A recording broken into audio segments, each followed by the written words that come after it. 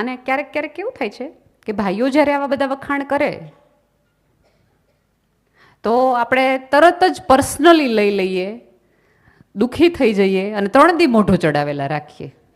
એના વખાણ કરવાનું શું છે, આટલું અમે કર્યું, અમને વાંધો નથી આવતો. હાવ સાચું કહો, ભાઈઓ વખાણ પહેલેથી કરતા જ હતા, પણ એને બંધ આપણે બધાએ કર્યા છે. ધારો કે એ ટીવી જોઈ રહ્યા છે અને કોઈક સરસ મજાની સ્ત્રી હોય અથવા દેખાવડી હોય ને વખાણ કરે ને, એટલે આપણું વખાણ કરે એટલે આપણે તરત સામે હા હા તમને તો આવું જ બધું ગમે છે ને, અમે તમને જાડા લાગે ને આ જ મોટા લાગે છે. એ વખાણ કરે છે એનો અર્થ એવો નથી કે એને તમારી સાથે ફરિયાદ છે. રાધર એ વખાણમાં જોડાઈ જવાય, તમને આવડવા માંડ્યું કોણ દેખાવડું છે ને કોણ નથી. સાચી વાત, વેરી ગુડ વેરી ગુડ. આ જોઈએ આપણી તાલીમ, જોડાય જવાય. તો એ 4 છોકરી જોઈએ ત્યારે આપણને કે ઓલી જોવા જેવી જાય. બી અ ફ્રેન્ડ ઓફ એમ. એને વાત કરવી હોય તોય તમારી જરૂર પડવી જોઈએ, એને રડવું હોય તોય તમારી જરૂર પડવી જોઈએ, એને મૂંઝાવવું હોય તોય તમારી જરૂર પડવી જોઈએ, માત્ર ને માત્ર એને જગતમાં મિત્રની જરૂર પડે તોય તમારી જરૂર પડવી જોઈએ. એવા જે દિવસે તમે બનશો તે દિવસે તમે માનજો કે તમને બહુ જ સરસ જીવતા આવડી ગયું. ઇમરજન્સી નંબરમાં કોઈ સ્ત્રી તમને ફોન કરી શકે કે આજ મૂડ નથી આવતો. તમે જુઓ કે સ્ત્રીઓની સૌથી મોટી અત્યારે સમસ્યા હોય ને, ભાઈઓ પાસે બેસ્ટ ફ્રેન્ડ છે, સ્ત્રીઓ પાસે બેસ્ટ ફ્રેન્ડની બહુ ખાસ યાદી નથી. આપણને સહેજ ક્યાંક શંકા તો પડે જ કે કઈ તો દેહ તે ઓલીને.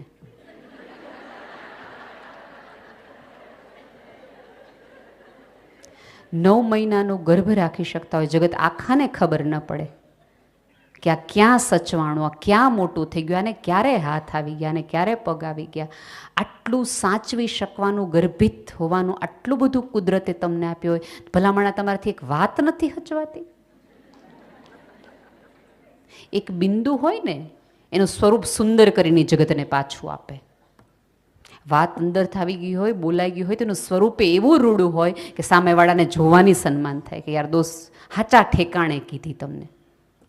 કાંઈ ન કરી શકો તો કોઈક સ્ત્રીનો આવો ખભો ને આવો કાન બનો કે જેથી એને કંઈક કહેવું હોય ને તો એ તમારી પસંદગી કરે. અને આ જગતમાં જો કોઈ વ્યક્તિ તમારે પોતાનું રહસ્ય તમને કહી શકતી હોય તો એનો અર્થ એ છે કે તમે બહુ સમૃદ્ધ છો આ જગતમાં, કે ઠાલવી તો શકે છે. આ જગતમાં પુરુષ જગતમાંથી બહારથી થાકી હારીને વાતો એટલા માટે લાવે છે, ઠલવાય એટલાય છે કે ઝીલનાર કોક છે. આવું ઝીલનાર તમે બનો, જેથી કરીને આ જગતનું કોઈ પણ સુંદર સર્જન હોય, કોઈ પણ સુંદર વાત હોય, એને એમ લાગે કે આ વ્યક્તિનો એપ્રુવલ નથી ને તો યાર નથી મજા. સ્માઇલ ભૂલવાનું રાખો, જાતને એપ્રિશિએટ કરો અને આપણી આજુબાજુની સ્ત્રીઓને થોડો ટેકો ને એપ્રિશિએટ કરો.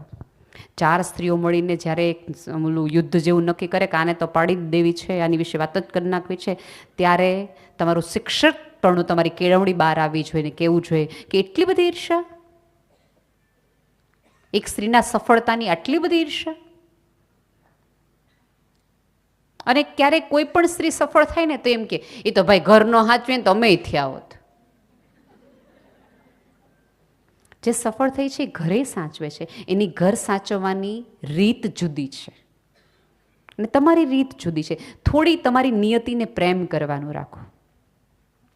આ જગતમાં તમામ બદલાવ આવે છે, થોડા સમયની રાહ જોતા શીખો. જમવામાં કોઈ પુરુષની તમે 8-9 કલાક રાહ જોઈ શકો છો. એક ગર્ભ તમારી અંદર આવે, એની 9 મહિના પરિપક્વ થાય એની રાહ જોઈ શકો છો.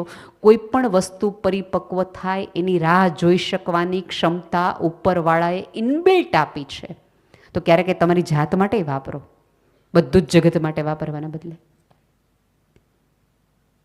નોકરી કરતી સ્ત્રી છે એને એ રીતે સપોર્ટ કરો કે દોસ્ત મજાની વાત છે કે તું બંને કામ સરસ રીતે કરી રહી છે.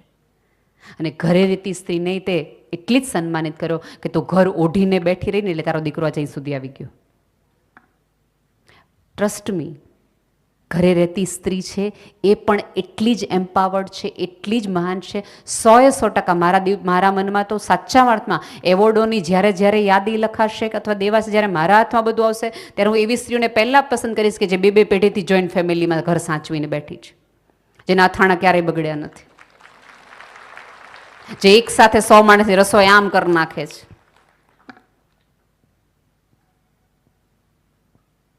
તમે જુઓ તમારા કુટુંબમાં કેટલા એવા ફૈબા, કાકી, મામી હશે કે ભાઈઓ જેવા ભાઈઓ તેમ કે લગ્નનો પ્રસંગ છે અથવા કોઈ ગુજરી ગયું છે ને તો ફલાણા બાર બોલાવો પછી નક્કી કરીએ. સાહેબ, જે લોકોને તમે જોયાય ન હોય, તમારે ધારો કે અત્યારે ઘરે જશો તમે અને તમારા હસબન્ડનો મેસેજ તમારા ફોનમાં હશે કે 9 જણા જમવા આવવાના છે. કોણ 9 જણા છે એ તમને ખબર ન હોય, એ કેટલું જમે છે એ તમને ખબર ન હોય, કઈ પ્રકારના લોકો છે એ તમને ખબર ન હોય. સાહેબ, ન જોયેલા લોકોના પેટના ક્યાસ તમે કાઢી શકતા હો, તમે એટલી રસોઈ બનાવી શકતા હો કે ઘટે નહીં ને વધે નહીં, તો તમારી સમજ શક્તિ, નિર્ણય શક્તિ ઉપર તમને માન હોવું જોઈએ, સખત માન હોવું જોઈએ. કે જેને જોયા નથી ને કેટલું ખાય ને હું કહી દઉં, આટલી આવડે તો જ્યોતિષમાં ન હોય. એને કુંડલી જોઈ પડે, ક્યાં ગયા મંગળભાઈ, આના વગર કહી દઈ. આટલી નાની આટલી સુંદર વાતો તરફ ધ્યાન કેમ નથી જતું?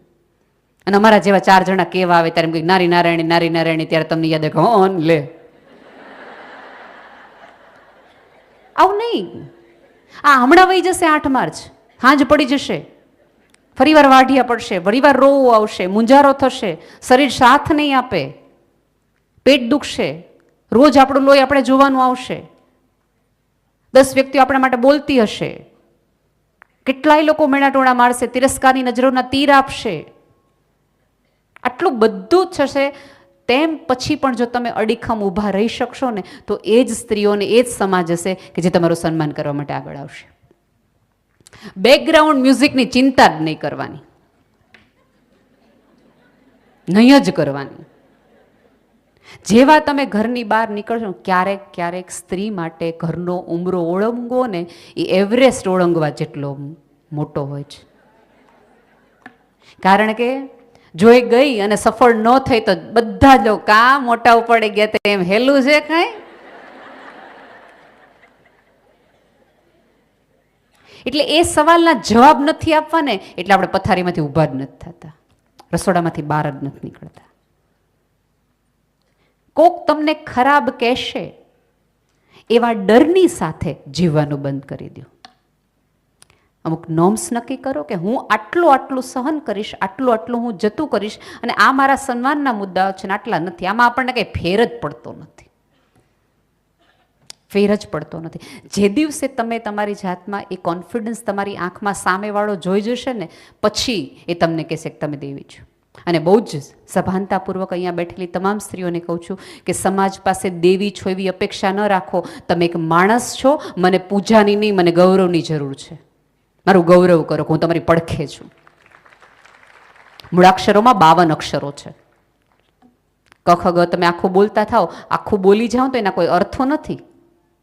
પુરુષ છે ને આ 52 અક્ષરો છે, અને સ્ત્રી છે કાનો માત્ર છે. બાજુમાં લાગે તો હારાનો અર્થ ફેરવી દે અને અર્થ વધારી દે. આ પૃથ્વી પરનો કાનો માત્ર હું ને તમે છીએ. તમારી જરૂર ભલે ન હોય, તમારું અલગ અસ્તિત્વ ભલે ન હોય, પણ કોઈના જીવનનો અર્થ માટે તો મારી જરૂર પડશે. ક્યાં જાશો? આવો કોન્ફિડન્સ રાખો.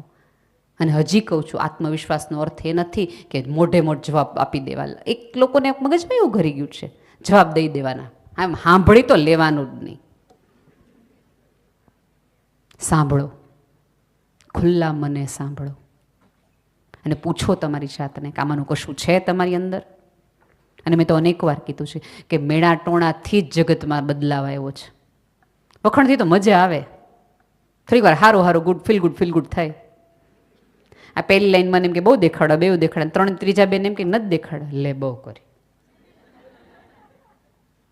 સાહેબ, તમારા સુખ અને દુઃખનો આધાર તમે પોતે છો.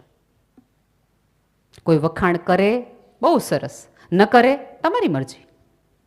જે દિવસે સમાજને આ ખબર પડી ગઈ ને, આને બહુ ફેર નથી પડતો, તે દિવસે બહુ જ મજા આવશે તમને જીવવાની.